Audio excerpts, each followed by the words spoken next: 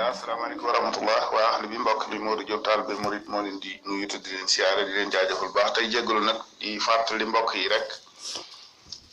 ci balaa bi nga xam ne xewoon na ca Guinée Bissau muy loolu ñu doon wax Ebola mu mel ne rayoon na fa bakkan yu bare bari ba àdduna bépp tiitoon ci booba tam la Serigne Cheikh Thioro Mbacké génn ci ndigalu Serigne Cheikh di Sidi Mokhtar nekkoon xalifa Serigne Touba yàlla na ko yàlla dolli leer te taas ñu ci barkeem génne woon xasida gi waxoon ne na ko ñëpp jàng ndax Serigne bi waxoon na ne balaa yu mel nii ku ko ci jàng suñu borom mën na la ci am musal xam ngeen ne jamono yi ñuy àddoon yi beneen balaa feeñaat na ci Chine ñu di ko wax coronavirus muy balaa boo xam ne ba mu fa feeñ ak léegi la mu fa waddal ci bakkan yéeme na te it mi ngi law ci àdduna bi fépp ndax Chinois yi dañuy dem fu ne tey nit ñi bari dañoo newoon Chine ba suñ Afrique bee jot na faa yegg si ci dëkk bi ñuy wax Côte d'Ivoire ndax étudiants yi fa doon jàng bañ leen rawalee bi ñu ñëwee am na ko ci indaale ba mel na ni ña ngi ko isolé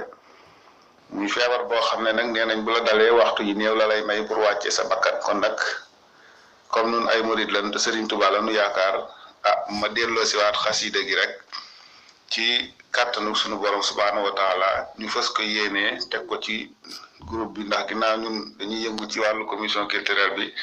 lépp lu ñu yaakaar ne luy jariñ nit ñi la rek dañ caa war a xëy nun ñi nga xam ne nag dañoo gëm Serigne Touba wóolu ko yaakaar ko mbindum Serigne Touba moom dooruñu ko yemale ak lenn ndax lépp lu nekk rek loolaa ko gën ci nun bayit yooyee nag moo nekkaat nii ma dugalaat nii mu leer naññi muy bayit yoo xam ne mën naa musal ci bépp balaa boo xam ne day wàcc ci képp koo xam ne gëm nga Serigne Touba bi te gëm xasida gi te bëgg caa muslu kàttanu suñu borom yàlla na la ci yàlla dogal musalal la ca xasida gi mi ngi noonu mooy Serigne Touba daf ci wax ne bismillahi rrahmani rrahim allahu hayyun samadun wa baaxi subhanahu su kanafin wa waaxi wa nahnu fi kanafihi lmanici min kulli charrin wa asha shanici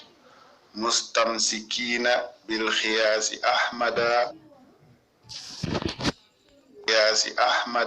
خير الأنام منتهى ومبتدا من قالها في ثمن الوباء آمنه الله من البلاء اللهم صل على سيدنا محمد